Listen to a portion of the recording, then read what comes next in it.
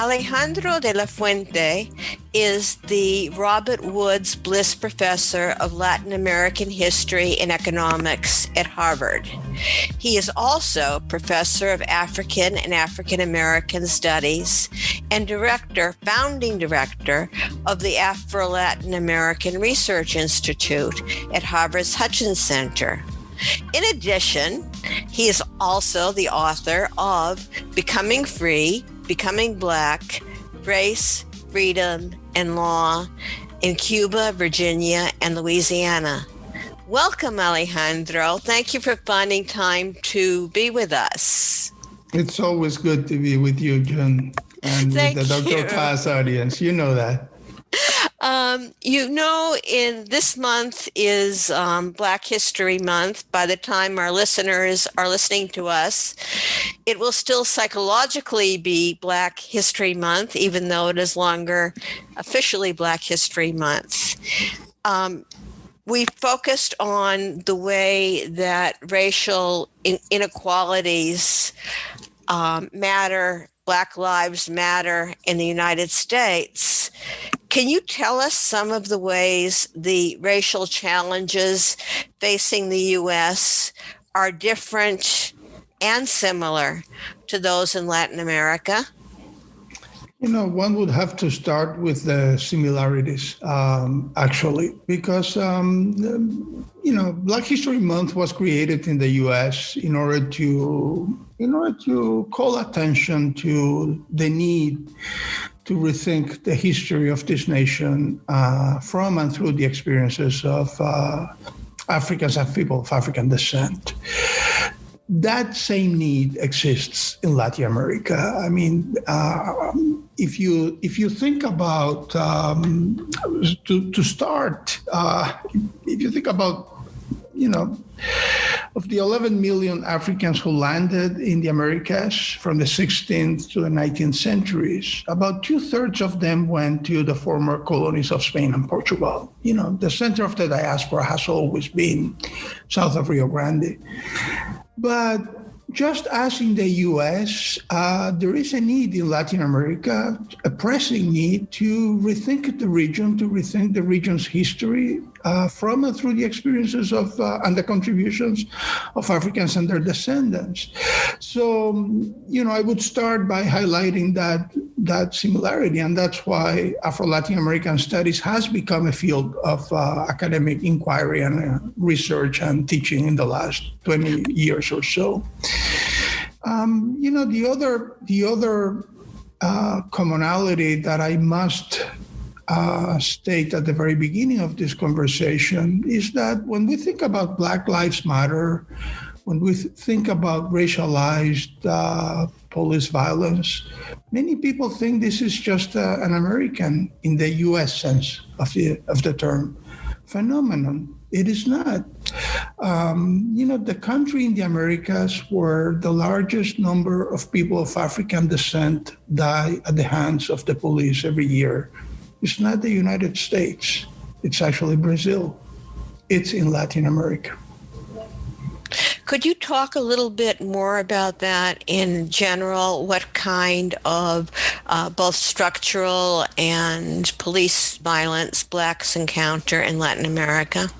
So there are forms of structural violence in which are common to many countries in Latin America that basically relegate people of African descent to the bottom of the social hierarchy, in terms of report after report by the Economic Commission of Latin America, by the World Bank, by the Inter-American Development Bank, by the Organization of American States, report after report, with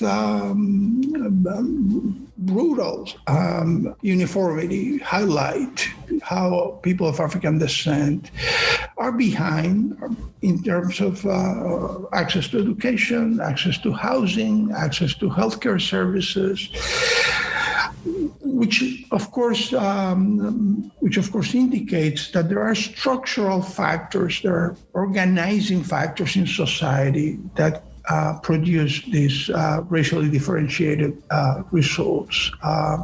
This happens in countries with very large populations of African descent, majority populations like Brazil. It also happens in countries like with smaller populations of African descent, like Ecuador or Peru. It happens in capitalist countries. It also happens in socialist or Cuba, if we can call Cuba socialist today, which I'm not sure. So this is a problem that transcends borders. It transcends political systems. It transcends demographic and regional configurations. It is a problem that can be documented, and we now have good data to document this in a variety of places across Latin America. I asked you in the beginning, what are the differences? What are the similarities? What do you see as being the differences between the way Black people are treated in Latin America and the history of that and that of the United States? Well, I think there is, I began by emphasizing similarities because I think it's important to dispel this kind of notion of a Latin American exceptionalism when it comes to race, and to the idea, which is quite widespread, as you know, that Latin American countries and Latin Americans as people are not racially prejudiced, they're not racist, that racism is really an American problem, that it's different. The great Brazilian sociologist Florestan Fernandes used to call this prejudice against prejudice. But there is some truth to that too, in the sense that people of African descent occupy very central places in the national imaginaries, the national cultures, and the national formations of many countries in Latin America. Brazil and Cuba would be at the very top of that list, but other countries, certainly Panama, Colombia could also be included. So in that sense, that's an important difference, because nobody could even imagine a place like Brazil or Cuba without people of African descent. And that does create some important openings for mobilization, for demands, for claims to citizenship and national belonging that may not exist, that in fact have not existed in the United States. So there are divergent histories of race and nation that evolve out of this foundational commonality of the slave trade and enslavement. Mm-hmm. In a op-ed that you wrote for the New York Times, you did say it is frequently overlooked that the race problems in the United States are in fact not just ours, but part of a larger story of racial differentiation and discrimination in the Americas.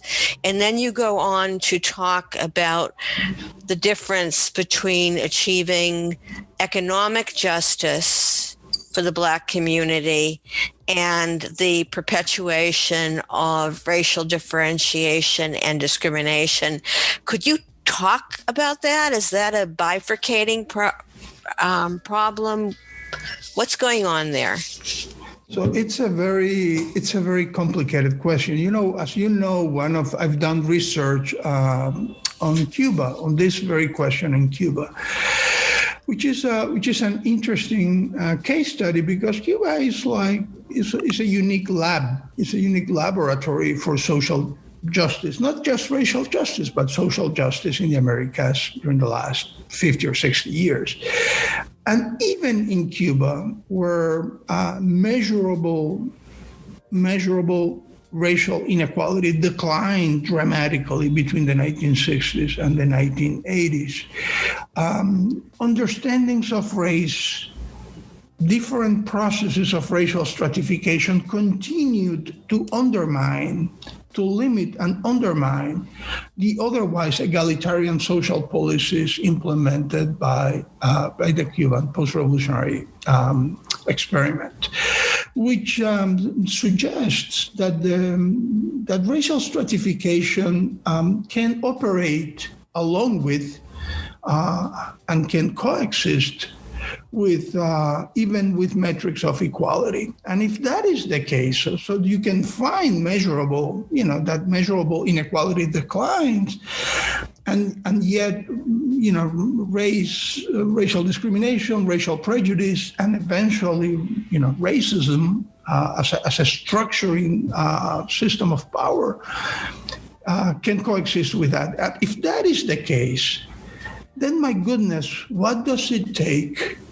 Well, how do we get rid of this tragedy? How can we then push back against these forms of social organization that basically create groups that are then relegated to the margins of the nation and to the bottom of society?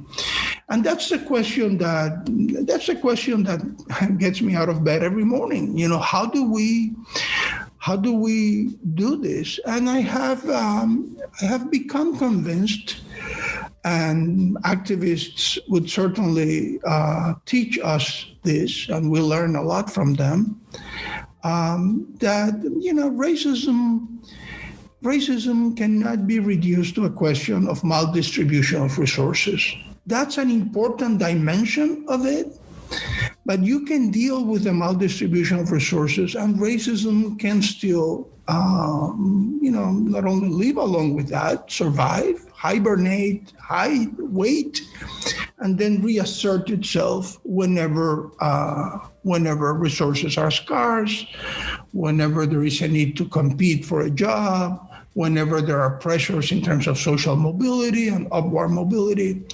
So we need to look beyond metrics of equality or inequality in order to understand what's happening in our societies. So you talk about Cuba as being a laboratory. Are there any countries in Latin America which are actually becoming a laboratory towards, either on the state level or perhaps on the community level, towards doing away with this kind of mitigating this type of racism? For a good couple of decades, for a solid couple of decades, I would say the most interesting experiment in the Americas, I include the US, was by far Brazil. Because Brazil, Brazilian, and these were not, people think, well, leftist governments. No. This began with Fernando Henrique Cardoso, in the early 2000s. Brazil in 1988 passed a constitution that acknowledged the existence and condemned racism, that acknowledged the existence of quilombola communities of former runaway slaves as people who had specific titles to land and to territories. And in the 2000s and early 2010s, during several administrations, Fernando Henrique Cardoso and Lula and Dilma, the Brazilian state became increasingly committed to creating specific opportunities for people of African descent, particularly in the university system, and people of humble backgrounds. They created a very Latin American approach to this, by which they combine, elements of racial justice with socioeconomic disadvantage, which is so blatantly obvious and powerful in Latin America.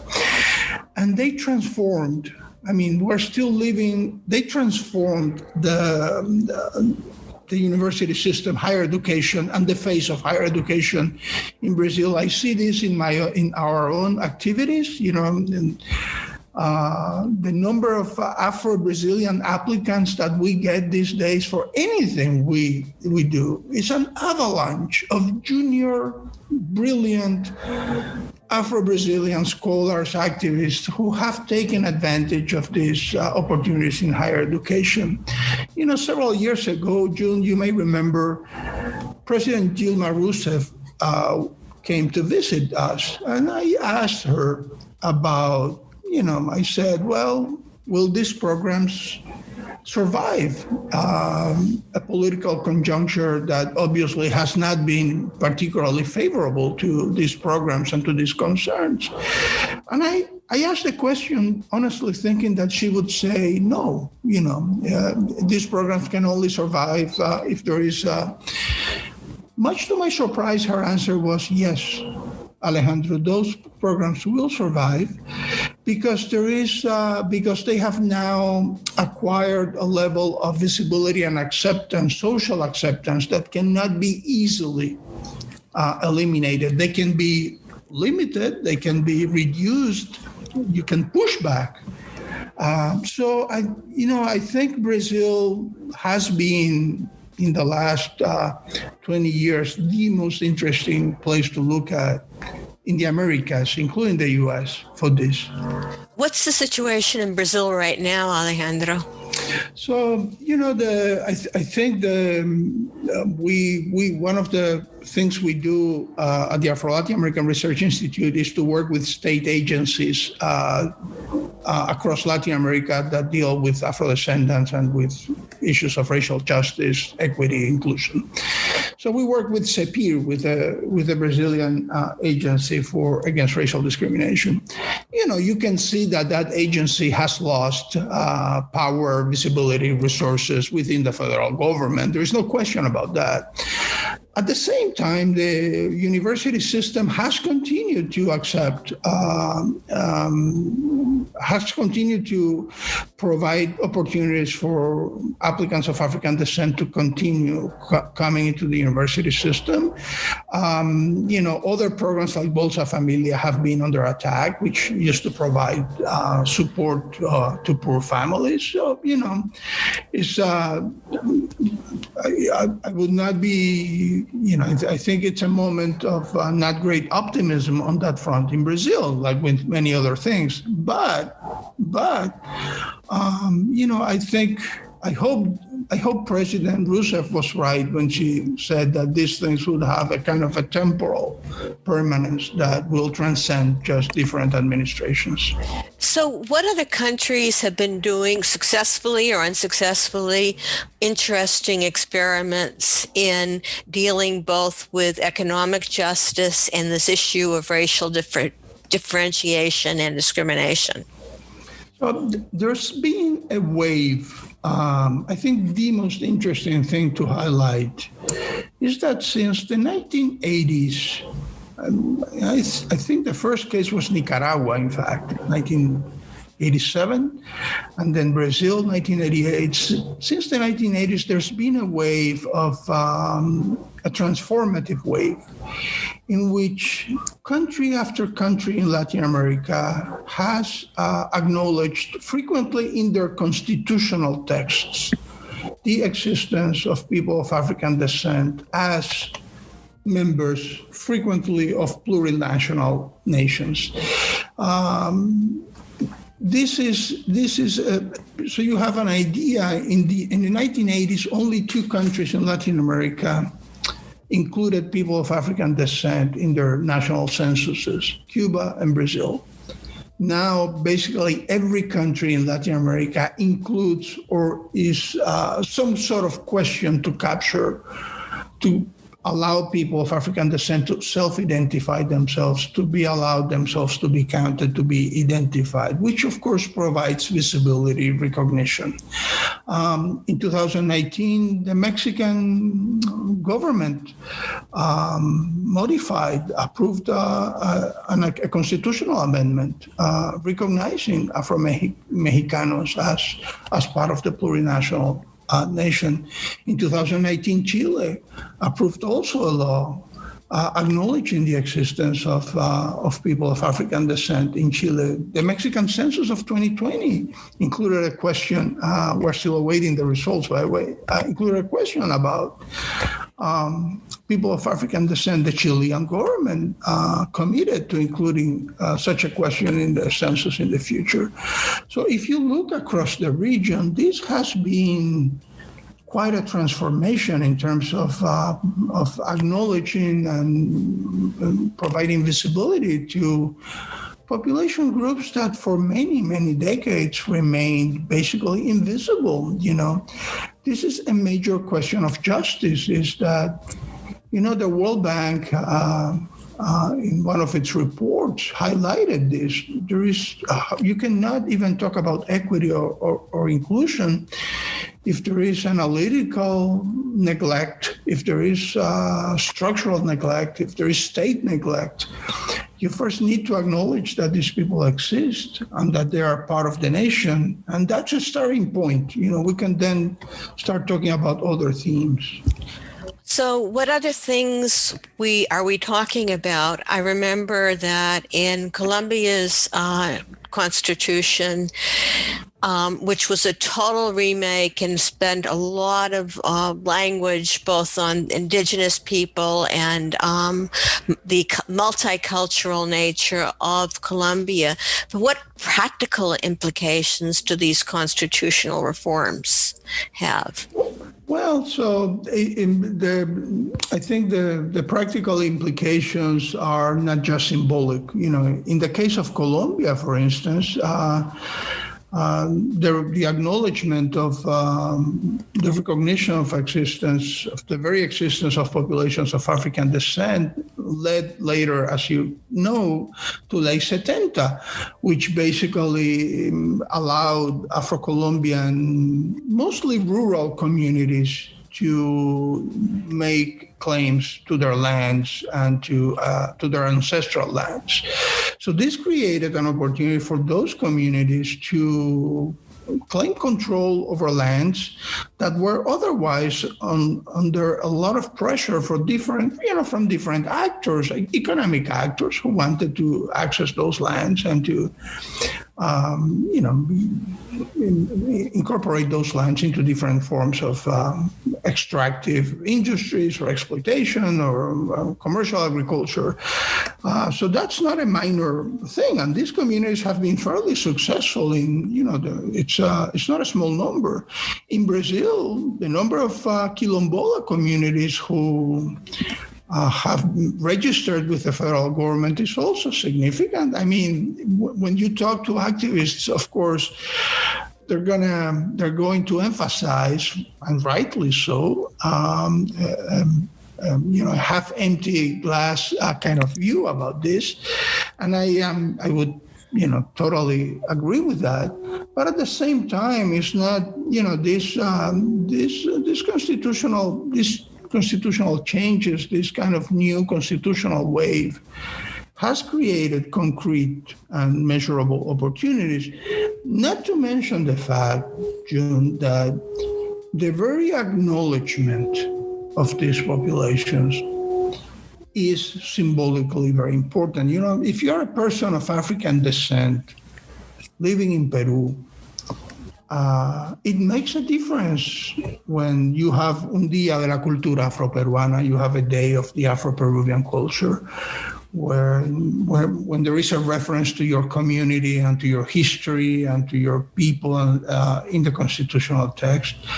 These are important things. There is much to be done, but Latin America has actually come a long way in the last, 2 or 3 decades, in large part because of Afro-descendent mobilization in the region, which has been enormously potent and powerful and has driven all these changes. These changes did not come out of any expression of white generosity or anything like that. They have been produced by the demands articulated by these movements. Before you mentioned this myth that a lot of people have about Latin America, that it's not racist and that everybody just sort of blends in.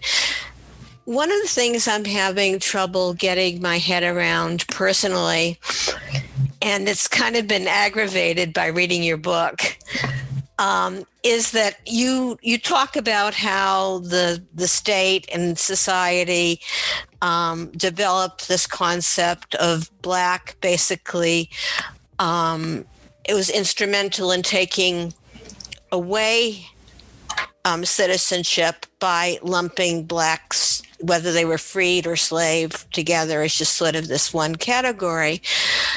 But when I lived in Colombia, I had a lot of friends who were from the coast, and they were not precisely, they would certainly not at that time identify themselves as Black.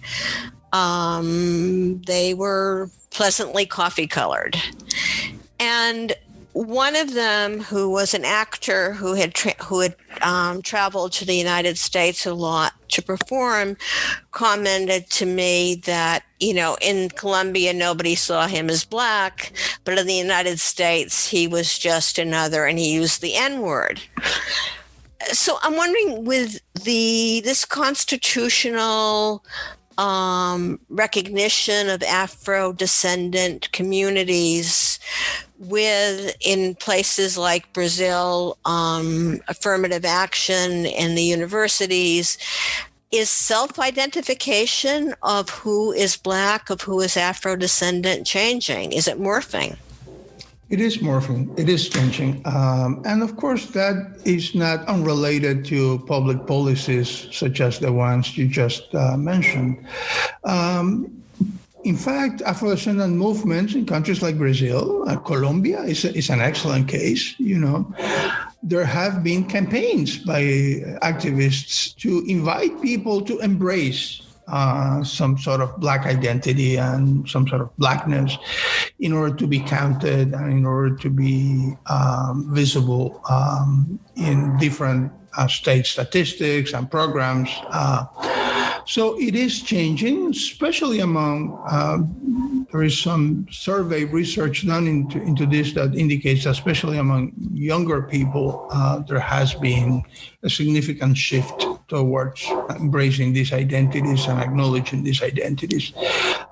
So, part of and this it's a very complicated question because, of course, many people in those societies say, well, this is a gringo thing. This is something that is imported from the U.S. This is another U.S. imposition, cultural imposition.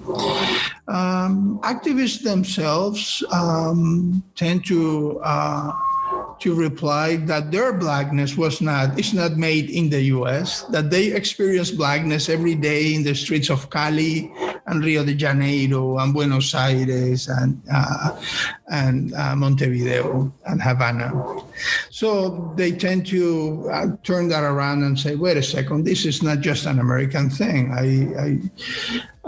So to answer your question, yes, it is producing, it's changing. Actually, if you look at, even Brazil never had a Black majority population until, the last few years, in which of course it doesn't mean that people of African descent are having more kids or anything like that. What it means is that people are finally, many people who would, define themselves as pardos or use another, are now increasingly embracing a category of Blackness, one of the different labels that are associated with Blackness. The same has happened in Colombia, and I think we are going to see more of this in the future. Is that significant politically or socially? Oh, I think it's very significant because this is, it's almost like there is a circularity to this, to the extent that people self-identify, that growing numbers of people self-identify as people of African descent, depending on the various labels that are used in different countries. Their numbers grow, and that puts pressure on the states that then need to respond to those numbers, because these are social and political constituencies. So I think it's very significant. Certainly in a place like Brazil, think about the idea of living in a country that is majority Afro-descendant. That by itself changes how you think about the country. It's a country that it's not a white country anymore. It's a country that is mostly a country of, and if you look in a survey research in places like Brazil, many people who self-identify as white claim some African ancestry. They actually embrace some connection to Africa and to Africans in the past, in their families, in their genealogies, in their histories. This has, I mean, I don't mean to sound like the hopeless Latin American optimist on this front, but I do think there are opportunities there coming out of Latin America that can produce interesting social and political results in the future. You're working with a lot of the young people who maybe will be producing these political and social results in the future. And one of the things that I've really been impressed by and enjoyed is your work with the Afro-Latin American Research Institute, ALARI, and these conferences that you put together with young people who are working for their graduate degrees. Could you talk a little bit about what you've seen in these conferences and what it portends for the future of both intellectual production and social leadership in Latin America? Thanks for asking that question, because I could go on this forever. What I really love about that, June, is that I see the future. I see a future of Latin America in those activities, in those conferences, in the number of people, many, including very large numbers of junior scholars and activists of African descent, who basically jump at every opportunity available to, share their experiences, share their knowledge, share their work, their research. And I'm always surprised. I mean, whenever we create an opportunity, an opening for anything, it's an avalanche. It's not, when we created this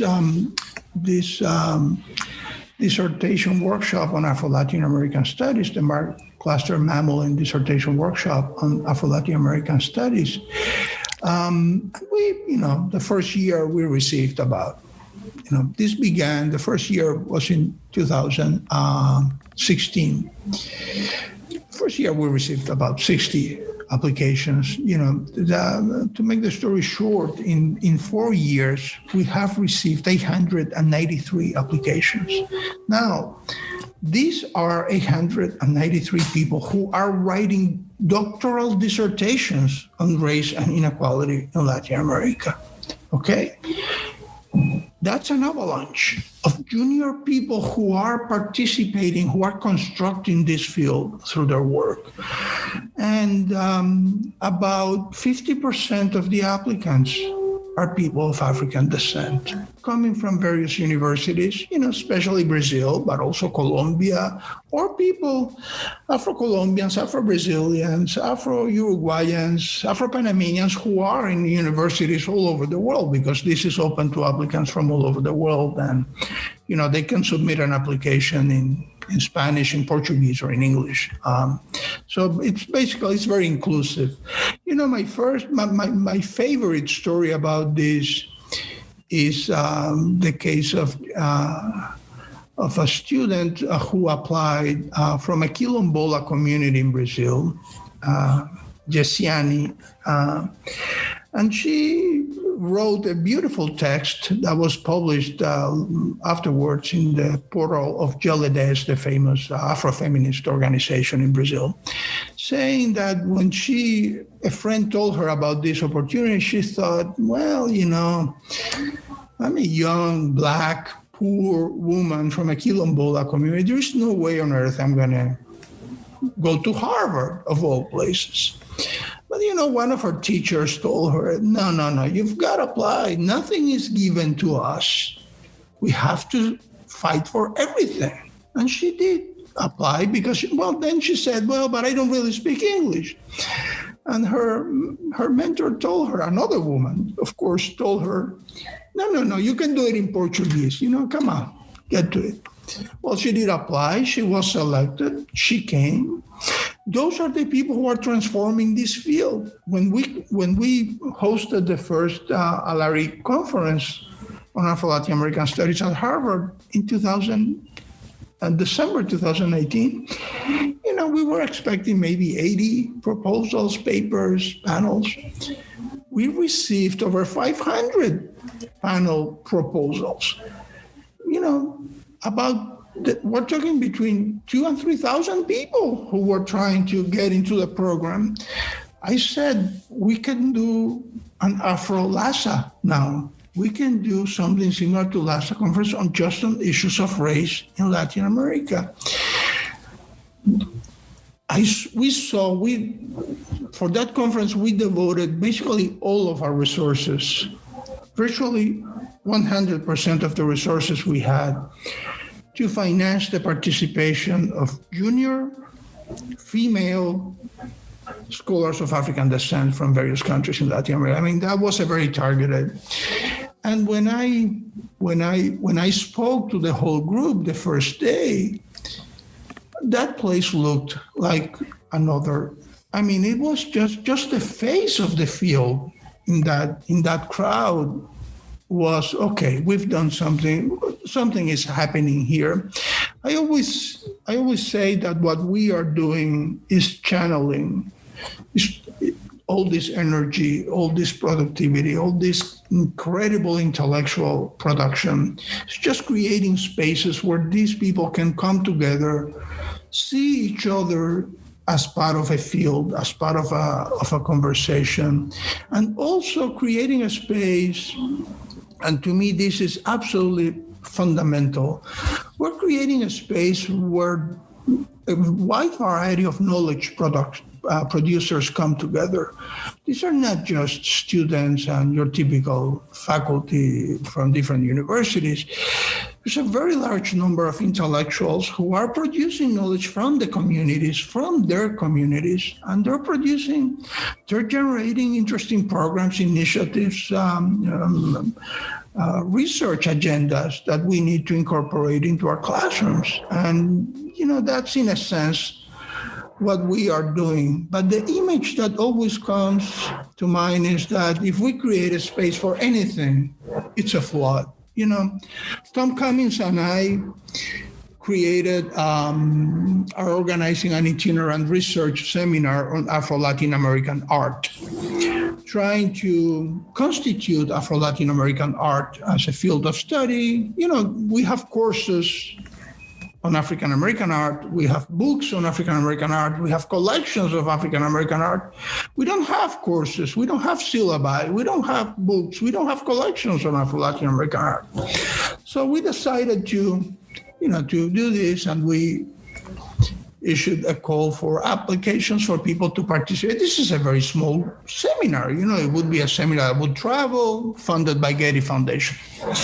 We were thinking, we would have 15 people, maybe 50 applicants. Well, we got over 100 applicants for something like this. My goodness, it was another headache just to select the people who would participate with us. Of course, we ended up doing what we always do, which is stretching every dollar to the breaking point to try to provide additional access to people. But I think this is what's happening across Latin America with this field.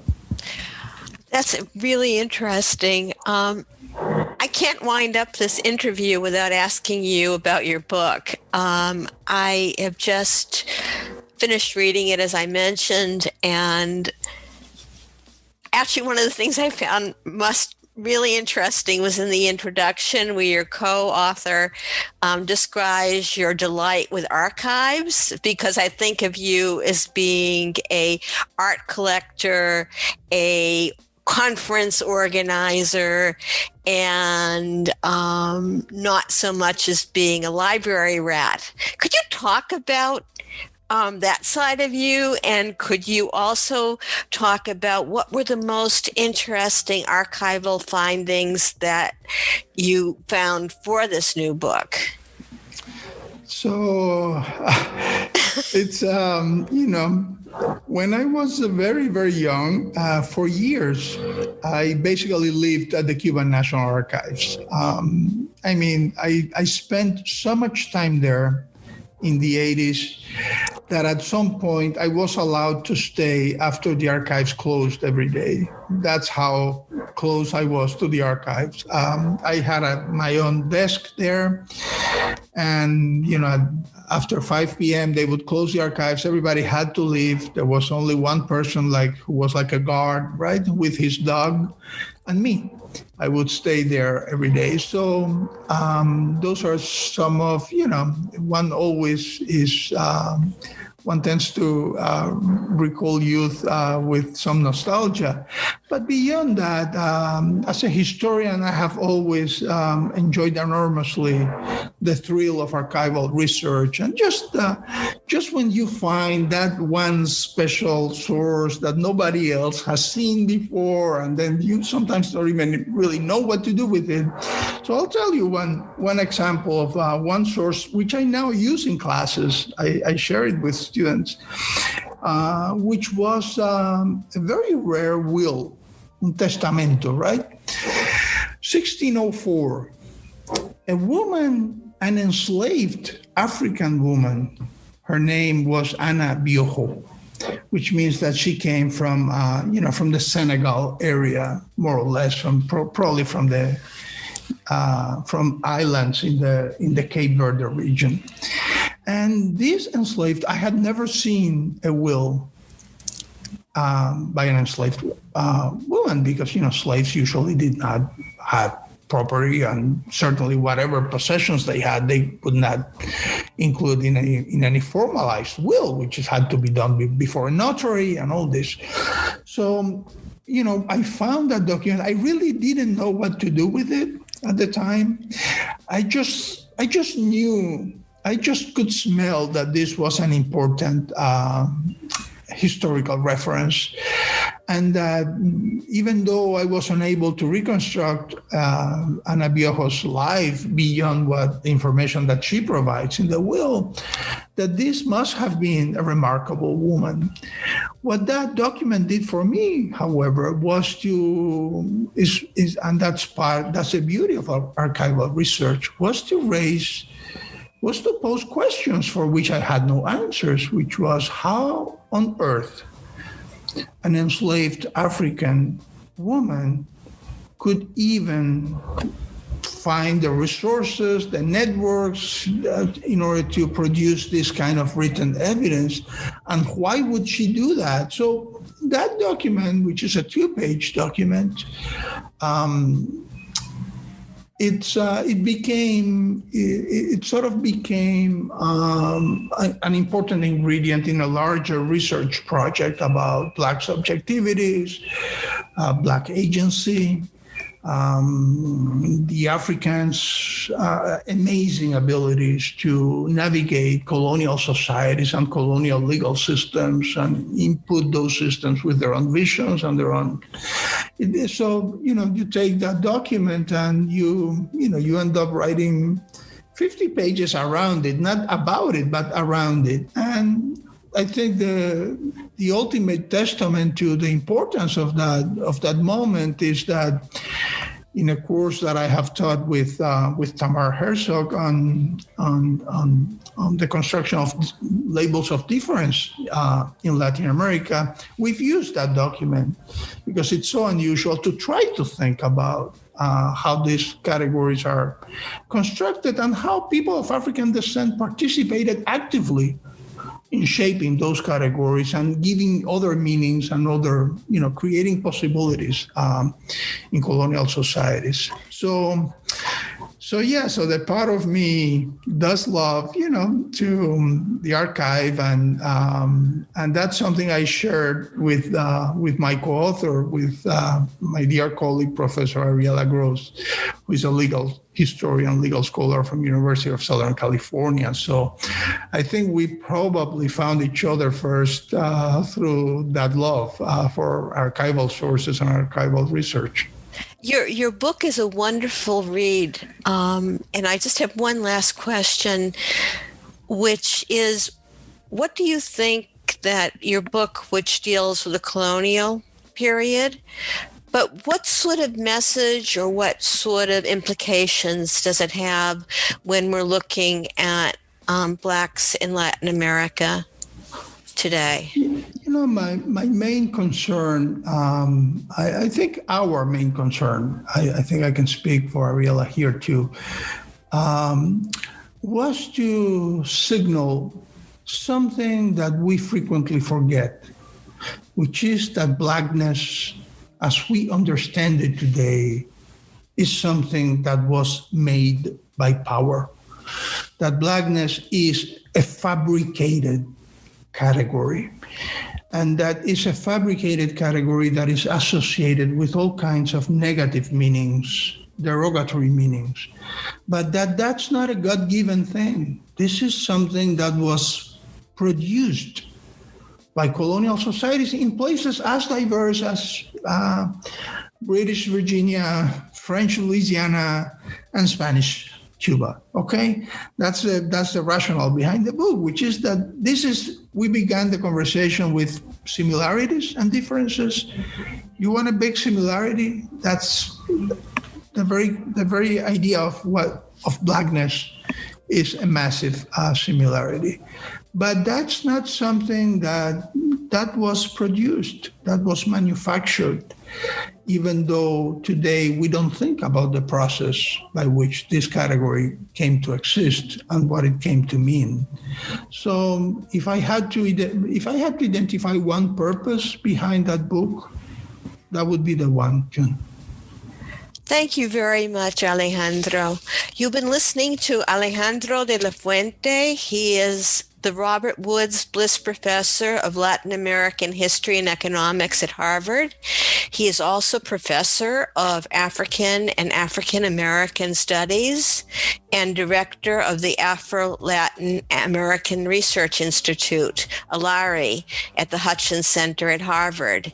He is also the author of Becoming Free, Becoming Black, Race, Freedom, and Law in Cuba, Virginia, and Louisiana. Thank you very much, Alejandro.